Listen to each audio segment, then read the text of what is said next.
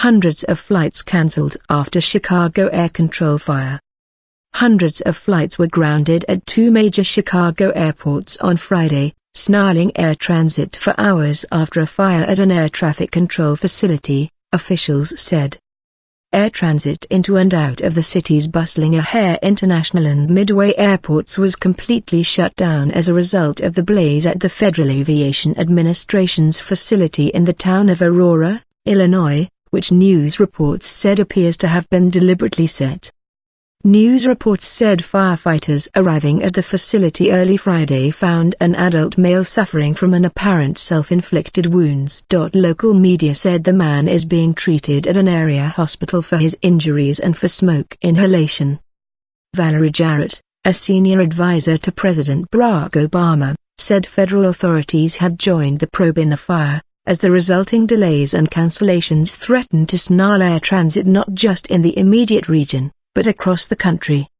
An investigation is underway between federal, state, and local authorities, and we will be hearing more from them as they have results, Jarrett, who like Obama hails from Chicago, told MSNBC television.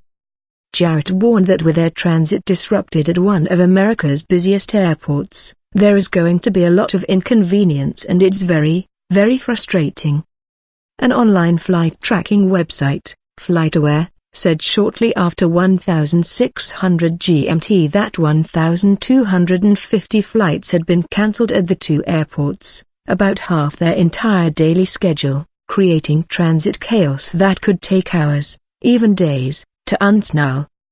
Chicago airspace is almost completely empty due to fire at Aurora Air Traffic Control, said another flight tracker, the website FlightRadar24.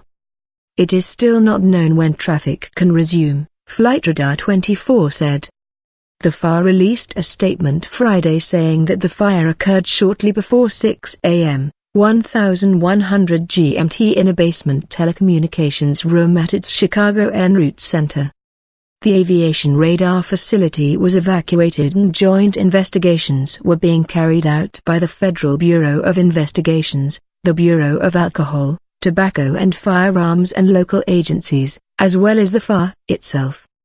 Flights that were already in the air destined to the Chicago area were allowed to continue at a reduced rate, or proceed to an alternate destination, the FAA statement said, adding that it is working with airlines to minimize the inevitable travel chaos.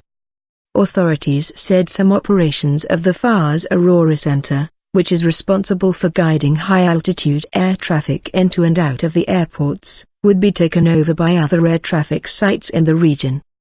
O'Hare, the second-largest airport in the United States, handles more than 67 million passengers each year.